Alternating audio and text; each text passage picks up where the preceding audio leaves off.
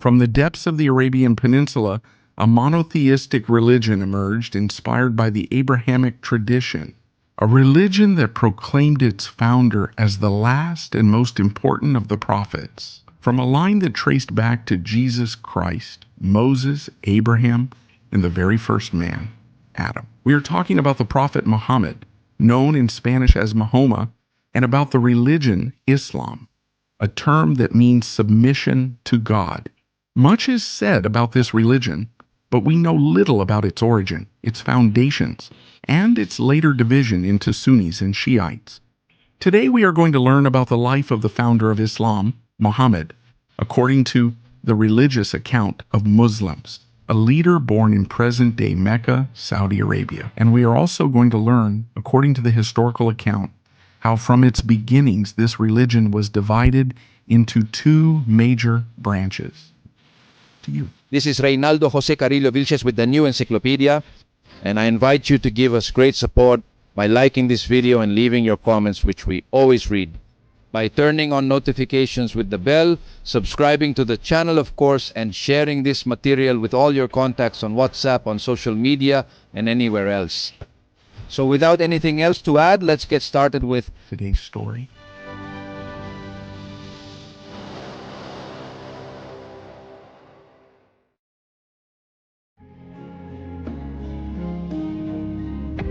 Muhammad was born on the Arabian Peninsula, specifically in Mecca, in what is now known as Saudi Arabia, around the year 570 AD, and he was part of the tribe called Quraysh, which was the most important in the city at that time. At that time, the Arabian area was disjointed and divided into small cities and towns, inhabited by nomadic tribes and clans. They each had unique gods, goddesses, customs, and interests. At that time, before the rise of Islam, three different groups lived in the region: the Jews, the Christians, and the majority group known as the Arabs, pagans. They worshipped and lived with multiple gods, although they considered one of those gods to be superior to the others, the god called Allah. The future prophet was born into a prominent family in Mecca, but his childhood was marked by the death of his relatives. His father died 6 months before he was born, and his mother died when he was only 6 years old. After the death of both parents, Muhammad was placed in the care of his grandfather, but he died 2 years later, until he was placed under his uncle's care, Abu Talib. This uncle did not give him loving care, but rather Abu Talib basically made sure that Muhammad did not starve. Since he was a minor family member, it was culturally unacceptable to do more at that time. However, this does not mean the child was entirely rejected. Abu Talib, despite all this, taught him about the world of commerce. He took the young man on a trade caravan mission to Syria, and eventually he became a merchant, working in the exchange of goods between the Indian Ocean and the Mediterranean Sea. Islam prohibits graphic representations of Muhammad or seriously limits them. However, there are some rare images made in ancient times. Ibn Sa'd, who was an important biographer, scribe, and follower of Muhammad during his lifetime, describes him as follows. The Apostle of Allah, may Allah bless him, he is neither too short nor too tall. His hair is a mix of curly and straight. He has black hair and a large skull. His complexion has a reddish tint. The bones of his shoulders are broad, and his palms and feet are fleshy. He has long eyelashes, thick eyebrows, a shiny forehead, and broad shoulders. He walks leaning forward, as if coming down from a height. There was never a man like him before or after him. According to the accounts of those who knew him, Muhammad was a man of excellent character, handsome, illiterate, and talented in many areas of life. By age 20 as a merchant, he was known for honesty and trustworthiness. An account from another biographer of Muhammad, Ibn Ishaq, states that they trusted him so much that the leaders of the region would ask him to act as a mediator in conflicts that arose. When the central sanctuary of Mecca in the Arabian Peninsula, called the Kaaba, also known as the Black Stone, was damaged in one of the frequent flash floods that occurred, Muhammad was asked to mediate in a dispute among the leaders of the clans there was a disagreement over who would put the last stone, the black stone, a sacred stone, back into the Kaaba. This activity was considered an honor, and the clan leaders couldn't decide who should receive the honor of returning the stone. Then Muhammad came up with a solution. He would place the black stone on a cloth, and then all the men holding the cloth at the same time would place the stone together. The cloak that was used for this ceremony, as well as the story of unity among the tribes, became an important Muslim symbol for poets and writers. In the future, Muhammad would marry at the age of 25 to Hadiyah, who was 40 years old.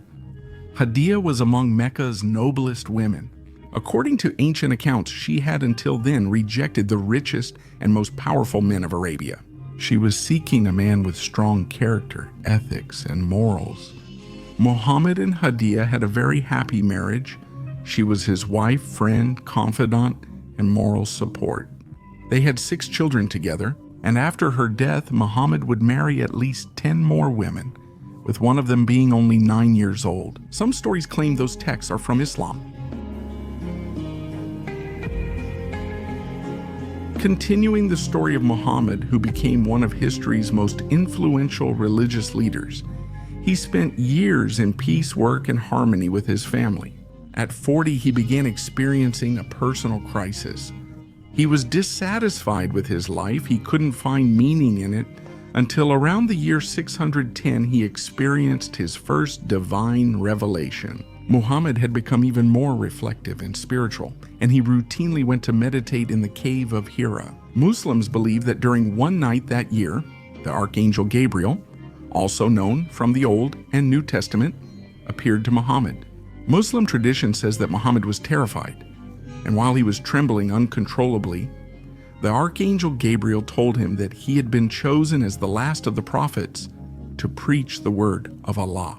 Furthermore, the story says that Muhammad described how the Archangel gave him the command to memorize and recite the verses that Allah was going to reveal to him. The Archangel appeared as light and told Muhammad to read. Muhammad replied he didn't know how to read. The angel Gabriel insisted until he dictated to Muhammad the first verses of the sacred book of the Muslims, the famous Quran.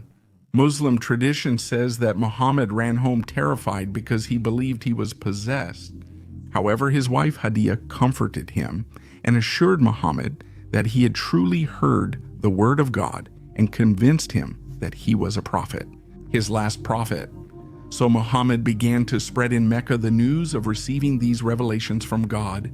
And so, according to the Muslim faith, this is how Muhammad the merchant became Muhammad. The Prophet Muhammad had assumed that he was chosen by Allah to reveal a new monotheistic religion to the world. His message invited people to monotheism and to the elevation of morality and behavior. After the first appearance of the Archangel Gabriel, Muhammad spent 3 years in deep meditation and prayer. However, during that time, he did not hear the voice of God or any of his messengers again. According to some accounts, Muhammad even came to doubt his first revelation, falling into deep sadness and despair. This even led him to consider throwing himself off a mountain. But after 3 years, God saw his steadfastness and spoke to him again. In this second revelation, Allah told Muhammad that he was commanded to actively spread his word and his message.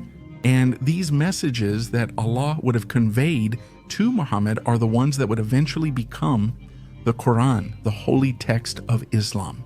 And it's important to point out that for Muslims, the Quran was written by God himself. While Muhammad was Allah's vehicle to transmit his word, he was the first human to receive and directly reveal God's messages. In the year 613, God told Muhammad to openly spread his word. And that was how Muhammad began a continuous phase of public preaching. Muhammad preached the religious virtues that had been revealed to him, the worship of Allah as the only God, daily prayer, charity, fasting, enjoining good, forbidding evil and everything else, a religious and moral body that was recorded, as we already mentioned, in the Quran, which was written by his companions as they listened to him.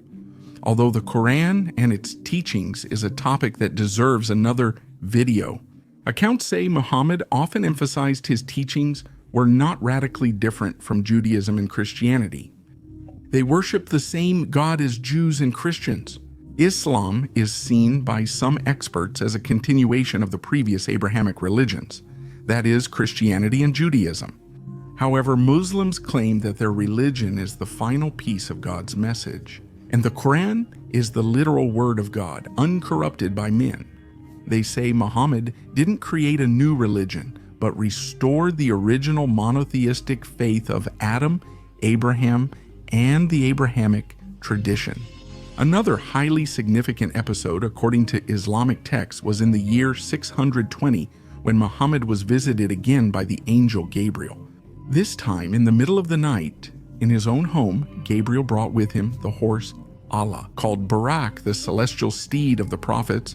Barak would take Muhammad on two journeys, one physical and one spiritual. The physical journey would take him from Mecca to the farthest mosque, which was identified as Al-Aqsa Mosque in Jerusalem. There, Muhammad prayed for a while, and then his ascension to the heavens took place. According to the story, the angel Gabriel took Muhammad to each of the 7 levels of heaven, where he met Adam, the first human created by God, John the Baptist, Moses, Abraham, and even Jesus Christ, until finally Muhammad reached the highest of the 7 heavens, where he met God. God told Muhammad that he and his followers should pray 50 times a day. With the message, Muhammad began descending to earth. But on the way, Moses approached Muhammad and told him that 50 is too much and that he should really ask for less. Muhammad went 3 times between God and Moses before it was set to perform 5 daily prayers, with God rewarding tenfold. That is why Muslims pray 5 times a day. According to their worldview, God himself has ordered everyone to pray 5 times every day. The Quran summarizes this story, while Islamic hadiths provide more details. Both journeys are known as Isra and Miraj, and that night of ascension is one of the most celebrated nights by Muslims in their traditions. These stories also show Islam has a more explicit relationship with Christian culture than many people realize at first glance. Though they don't see Jesus Christ as the Son of God, they regard him as a major prophet. They recognize him as a being connected with the divine and with their culture. According to Muslims, the first man created by God, Adam, was also one of his prophets, followed by Moses, Abraham, John the Baptist, Jesus, and now the last of the prophets, Muhammad. So going back to the life of our protagonist, the prophet of the Muslims began to preach in the Arabian region. Muhammad declared that Allah is the only God and creator of all. He preached about serving God in the final judgment regarding heaven and hell, living a worthy life by helping those in need, and valuing piety over material wealth. This message drew crowds, and Muhammad gained fame in Arabia. Crowds of helpless, foreign, and poor people joined his clan, because Muhammad accepted good people regardless of their lineage or heritage. The rise of the prophet's message began to bother the elites of the region. Muhammad became a problem as he gained more followers every day. Some tried to bribe him with money so that he would stop preaching, but he completely refused. They tried to kill him, and his followers were mistreated and tortured. In Mecca, the hostility that existed in Mecca, where Muhammad and his followers were, made it so that 13 years after he began preaching, the Muslims moved to Yathrib, now known as Medina. In the year 622, Medina was a large agricultural oasis where he also had followers and where he established his political and religious authority. By breaking his ties with tribal loyalties in his family, Muhammad showed that these bonds were insignificant compared to his commitment to Islam, a revolutionary idea in Arabian tribal society. This Muslim migration to Medina was called the Hijra, and this moment marks the beginning of the year in the Islamic calendar. Muhammad, now in Medina, had an entire community devoted to his words and to the newly founded Islam. Even prominent and wealthy leaders of tribes and clans converted to Islam.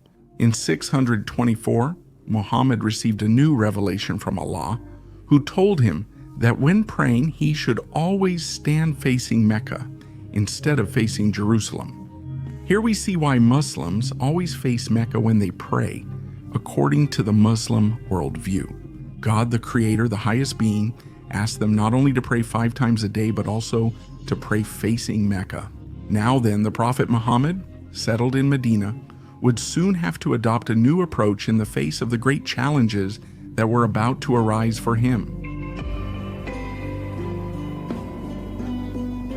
Even though he had left, the leaders of Mecca did not forget Muhammad, and the relationship between Mecca and Medina was rapidly deteriorating. All the properties of the Muslims in Mecca were confiscated, and the violence against them kept escalating. This is how the war would start, revealing a new side of Muhammad as a military strategist. To win this conflict, Muhammad used 3 broad military strategies. The first was to form alliances with the tribes surrounding Medina that could potentially harm the Muslim community. Secondly, he sent small groups to gather intelligence and gain allies in Mecca and its surroundings as well. And thirdly, to raid the trade routes of Mecca. After these operations, the leaders of Mecca decided to launch a direct retaliation against the Muslims by sending a small army to invade Medina. On March 15, 624, in a place called Badr, both sides clashed. The armies of Mecca had marched all night in the rain. Tired and demoralized, they faced the 300 Muslims who, besides being strategically well-positioned, were fighting for God and for their prophet. Although Muhammad's followers were outnumbered 3-1 by their enemies, the Muslims won the battle. This was the first in a long line of Islam's military achievements. And it's important to keep in mind that this battle changed the course of Islamic history. They may not have known it at the time, but it was that battle that turned the Muslims from a group of exiles into a force to be reckoned with, capable of defeating peoples and conquering by the sword. And Muhammad transformed from an outcast of Mecca to an important military leader. On the Meccan side, however, most of the leaders were killed, which allowed a man named Abu Sufyan to become the leader of the place. By default, Abu Sufyan needed to crush the Muslims in order to regain the lost prestige. Immediately after the Battle of Badr, he sent 3,000 men to attack Muhammad directly. The Prophet considered fighting behind the walls of Medina, but eventually went out to battle with 700 men. But the lack of discipline caused the defeat of the Muslims, who retreated to Medina again with Muhammad, who was wounded but not seriously. Muhammad had another revelation. He said the defeat was God's punishment for Muslim disobedience and also a test of perseverance. Abu Sufyan received false news that Muhammad had died, so he laid down his arms and thought there was no need for more bloodshed. However, once in Mecca, he learned that Muhammad was still alive, so he decided to gather as many troops as possible to crush the Muslims. Abu Sufyan ultimately gathered 10,000 soldiers from Arab and Jewish tribes. Muhammad and his small force reached a crossroads. Unsure whether to fight openly or inside Medina, they chose a third option, digging trenches on Medina's northern side. Able-bodied men dug for 6 days, and every male over the age of 14 would be part of the Muslim army. Muhammad gathered troops from nearby tribes, bringing his army to 3,000 men. Everything was set for the battle. Finally, the troops from Mecca arrived at the trenches, the trench dug by Muhammad's men, along with the natural fortifications of Medina. They rendered Abu Sufyan's Confederate cavalry useless, and this put both sides in a stalemate. While waiting for attacks, the Confederates convinced the Banu Qurayza, a Jewish tribe fighting with Sufyan, to attack the city from the south side. However, Muhammad's diplomacy destabilized the alliance forming against him. The good organization of Muhammad's army, the low morale among Abu Sufyan's Confederates, and the bad weather conditions caused the siege to end in a fiasco. This became known as the Battle of the Trenches. The siege was primarily an intellectual battle where the Muslims, with minimal losses, defeated their opponents through diplomacy. The efforts to defeat Muhammad did not succeed. As a result, Islam became even more influential in the region, and the Muslims decided to lay siege to the Banu Qurayza, leading to their surrender. The defeat also caused Mecca to lose trade connections in the region and much of its prestige. A year after the Battle of the Trenches, the Muslims reached a 10-year peace agreement with the hostile tribes of Mecca, specifically with the Quraysh, which was the most important tribe. However, the treaty would last very little. Two other tribes in the region, the Banu Bakr and the Banu Qusa, were offered the choice to ally with whomever they wanted within the peace agreement. Some allied with the Quraysh, others with Muhammad in Medina. Because of old scores and rivalries from many years ago, the Banu Bakr, who had allied with the Quraysh in Mecca, ignoring the peace treaties, decided to attack the Banu Qusa, and the Quraysh supported the aggressive tribe with weapons and men. The battle occurred in Mecca. The Qusa were Muhammad's allies. Cornered, they sought refuge in the sanctuary of the Kaaba, the Black Stone, a sacred place where blood must not be shed. However, the Banu Bakr hunted down the enemy tribe and massacred everyone. Muhammad learned of what had happened, and the Muslims assumed it was necessary to settle accounts with the Quraysh. The Prophet decided it was time to go and take Mecca. With this, a new great milestone for the religion of Islam would come. Muhammad assembled an army of 10,000 men, the largest Muslim force ever formed. Mecca is located in a valley surrounded by hills and slopes with 4 roads leading to the city. Muhammad divided his forces into 4, one for each road. The tactic was to attack Mecca simultaneously from all these sides, with the intention that the defenders would not be able to concentrate all their strength on a single side. And if they encountered strong resistance on one of the roads, they still had 3 more to launch a successful attack. And that's exactly what happened. One road faced some resistance, while the other 3 were peaceful and bloodless. Abu Sufyan handed over the historic city of Mecca to Muhammad, and also decided to convert to Islam. With Mecca conquered, Muhammad visited the Kaaba with his companions and broke all the idols and gods. He gathered the people of Mecca at the Kaaba and proclaimed that there is no God but Allah. However, the new power also brought new enemies. Other tribes gathered to attack Muhammad, but they were defeated at the Battle of Hunain. On the other hand, in the north of Arabia, anti-Islamic policies were adopted, and Muhammad gathered an army of 30,000 men to fight against these groups. However, Muhammad did not encounter hostile forces, but rather received the submission of several of the local chiefs of that region. The last city that resisted the Muslims in Western Arabia was Taif, and Muhammad, when attacking that city, firmly refused to accept their surrender until they agreed to convert to Islam. This era unified Arabia and began Islam's rapid global expansion. Decades after the death of Muhammad, his Muslim followers boldly conquered Persia, Palestine, Egypt, Syria, Armenia, and much of North Africa. They also besieged Constantinople twice, although they were never able to take it.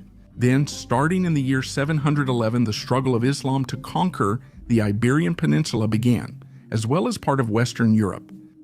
At the age of 62, Muhammad finally completed his first true Islamic pilgrimage, and with it, a precedent was set for the so-called Great Pilgrimage, which Muslims undertake every year. Heading to Mecca, Muhammad knew that his life was about to come to an end and gave a farewell sermon on Mount Arafat, east of Mecca.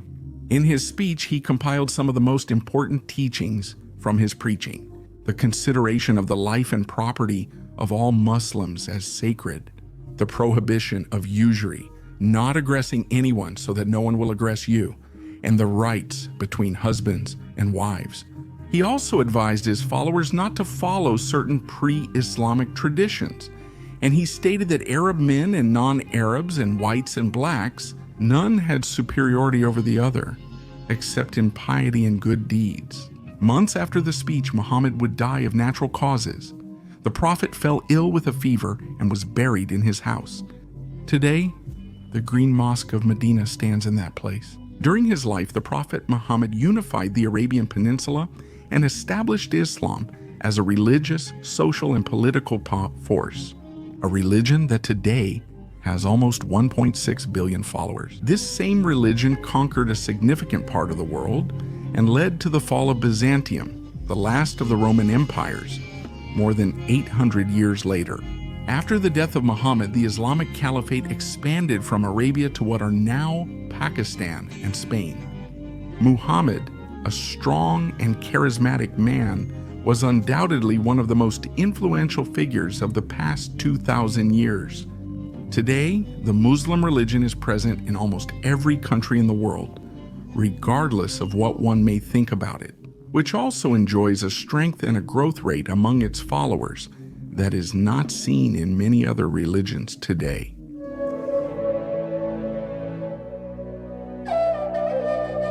Islam began to consolidate after the Prophet Muhammad managed to unify the tribes of the Arabian Peninsula and conquer large geographic areas under a new religious doctrine. In addition to this, Muhammad would pass away in the year 632 at the age of 63 in the city of Medina, in present-day Saudi Arabia. His death created a great void in Islam, and everyone wondered who should be Muhammad's successor and the new leader of the Muslim community. The division among his followers began to manifest just the day after the Prophet's death. Muhammad's two sons died at a very young age. This meant that the Prophet did not leave any natural heir to lead Islam.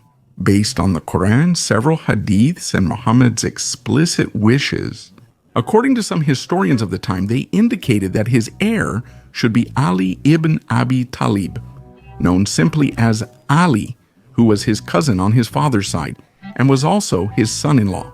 However, following the consultative system established by Muhammad himself, it was decided to hold a meeting the day after the Prophet's death. The meeting in history is known as Saqifa, since the gathering took place in the Saqifa, or courtyard, of the Banu Sa'ira clan in Medina. The native leaders of the city of Medina attended the place with the purpose of choosing the new supreme leader of the Muslim community. When they learned about the important meeting, Abu Bakr and Umar ibn al-Khattab, both prominent and loyal companions of Muhammad, who were certain that they were the legitimate heirs of Muhammad, hurried to Medina to participate in the gathering, since both feared a kind of coup d'etat. Upon arriving at the Saqifa, where Ali, the cousin of Muhammad, was also present, Abu Bakr addressed the crowd to warn them about the possible election of someone outside Muhammad's clan as leader. The crowd grew heated at such an idea. Then, Abu Bakr himself proposed two candidates, Umar and Abu Ubaidah, who were his companions, to govern together. He was told that among the Quraysh, who were the inhabitants of Mecca, and the Ansar, who were the inhabitants of Medina, each should choose a leader, and that both would govern together. But this new suggestion made the crowd even angrier. To calm things down, the candidate Umar took the hand of Abu Bakr and pledged allegiance to him in front of everyone. Other prominent leaders present followed this example, believing Abu Bakr was among Muhammad's most loyal and strongest companions, and the most suitable to succeed him. In this way, Abu Bakr was accepted by almost everyone present there. The result of the Saqifa was clear. Muhammad's close friend was the one who should continue his work as the leader of Islam. However, some opposed, among them Ali and his supporters, who claimed that he, as the Prophet's cousin, should be his heir. It is unknown if Ali was proposed as a successor during the Saqifa, but the truth is that Abu Bakr was acclaimed by the majority. The new successor sought Ali's loyalty through Umar, who spoke with the Prophet's cousin to win his support. It is believed the meeting led to a possibly violent altercation. Nevertheless, later on, Ali was forced to accept his new political reality and acknowledge Abu Bakr as the new leader of Islam, making peace with him. This conflict would mark the first step toward the division of the religion. The supporters of Abu Bakr, a friend of Muhammad, would later become the Sunnis, while those who supported the hereditary right of Ali, Muhammad's cousin, would eventually become the Shiites or Shia. Ali's stance was considered extremely passive by some, since he did not claim his legitimate right through violence, while others considered it generous and very responsible since he avoided even more internal conflicts. Abu Bakr became the first Caliph of Islam. But despite his overwhelming political victory, his rule lasted only 2 years and 3 months. For in the year 634, he fell seriously ill. Some even believe he was poisoned, dying a few days later. His rule was highly regarded by many Muslims, as he crushed the rebellion of several Arab tribes throughout the Arabian Peninsula. In the successful Ridda Wars, he undertook epic conquests against the Sassanid Empire in Mesopotamia and against the Byzantine Empire in Syria, and also promoted the written preservation of the Quran. Abu Bakr wrote down that his wish was for his succession to go to Umar ibn al-Khattab, the former candidate who had acclaimed him more than 2 years earlier. So in this way, Umar would become the second Caliph of Islam. Umar ruled for 10 years, continued the conquests of Abu Bakr, and carried on with the expansion of Islam. Under his rule, what is now Syria, Iraq, Egypt, and part of Iran all came under Muslim control. He also launched the Mediterranean conquest, founding the Islamic Empire, which his successors expanded to Al-Andalus in present-day Spain. However, in the year 644, Umar was tragically assassinated in the Mosque of Medina during the morning prayer. A slave named Piras Najabandi was the one who killed him. Although the reasons are not clear, it is speculated that the slave did it in revenge for the bloody Muslim conquest of Persia. Ali, Muhammad's cousin and Islam's heir for over 10 years, kept his leadership among his people. After Umar's assassination, the Shiites thought this was their chance. Ali thought that his time to rule had finally come, but the one chosen was Uthman ibn Affan. The election of Uthman was somewhat controversial, since he belonged to the aristocratic family. Umayyah was from Mecca, rival city to Medina, the home of Muhammad's Hashemi family. His election also meant the distancing of Muslim leadership from the Prophet's family. Ali objected and rejected Uthman's election as the third caliph in Medina. This openly precipitated the separation within Islam, which was divided between the supporters of Ali and the followers of the new caliph and the Umayyad family of Mecca. Despite facing strong opposition and some internal rebellions, Uthman ruled for 12 years, continuing the Islamic expansion. Like Umar, Uthman was assassinated in 656 by some Egyptian rebels who stealthily entered his house and executed him. Ali, who allegedly tried to prevent the assassination of Uthman, was eventually acclaimed as the fourth caliph by the families of Medina.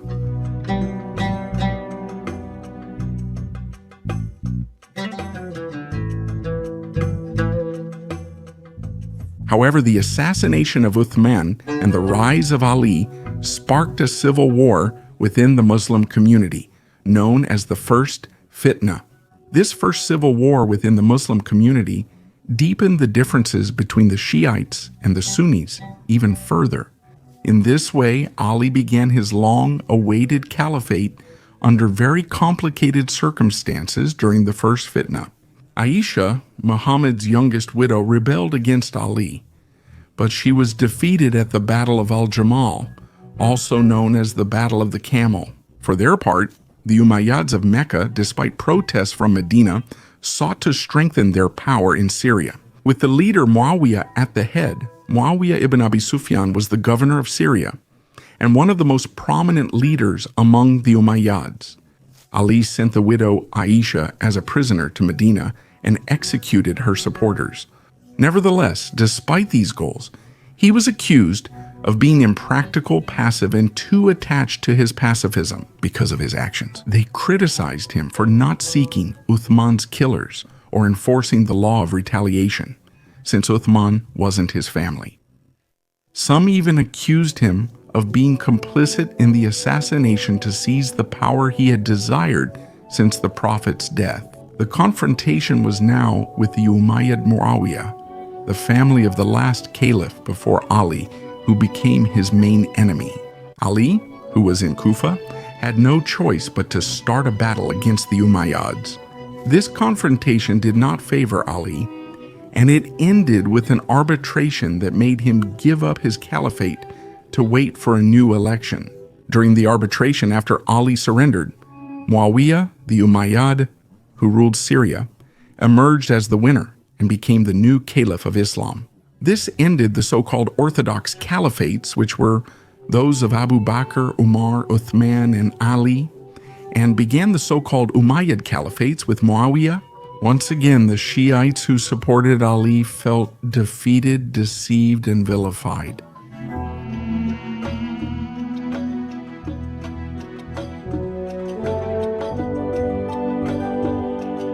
Ali withdrew to the location of Kufa, where most of his followers were concentrated, many of whom were of Persian origin, who had embraced Islam since the beginning of the Arab expansion, Persians, who essentially came from what is now Iran. His situation there was not easy either, since he faced harsh and fanatical opposition, until a Muradite from the Kharijite sect assassinated Ali in the year 661. The cousin of the Prophet Muhammad was buried on the outskirts of Kufa in present-day Iraq. But his supporters and heirs would continue to develop their own branch of Islam called Shi'ism, different from the Sunni tradition, which would continue to form under the Caliphate of Muawiyah. The death of Ali ended the period of the Caliphate based in Medina, which spanned the first 4 decades of Islamic history. With Ali, Shi'ism and divisions within Islam were born, even though Ali's conflict was a hard blow for his followers. His death did not close the issue of succession, since his supporters soon rebelled against Muawiyah, the Umayyad Caliph of Damascus, and acclaimed Ali's sons as the legitimate successors to the leadership of the Muslims, Al-Hassan and Al-Hussein. While Hassan did not really play a role in the history of Islam, Al-Hussein was the true protagonist of Shi'ism. Al-Hussein led the armed Shiite revolt against the Umayyads. But about 80 kilometers north of Kufa, in the town of Karbala, Al-Hussein met his death at the hands of the armies of the Caliphate of Damascus. Thus he became the first martyr of Shiite Islam, and his death is mourned by Shiites as a sign of repentance and atonement for having abandoned him in the Umayyad onslaught. Shi'ism managed to survive in small groups after the death of Al-Hussein, despite the growing hegemony of the Sunnis, who today still make up more than 80% of Muslims, first by the Umayyad Caliphate in Damascus, then by the Abbasids in Baghdad, and finally in Cairo, until the seat of the Caliphate was moved to Istanbul. In the 16th century, such dispersion caused Shia Islam to lose its homogeneity and split into many small groups. They split into supporters of open resistance, which was violent against Sunni power, and others who preferred to live in secrecy to protect themselves from attacks and stay alive. The veneration of the family formed by the Prophet. Today, more than 80% of Muslims in the world are Sunnis, while Shiites make up less than 15% of Muslims. The rest consist of minority branches of Islam. Although they all believe in and worship Allah and are faithful followers of their Prophet Muhammad, the divisions that arose centuries ago still remain. The Muslim religion has a rich history that we will continue to present. See you in the next episode, and take good care of yourselves.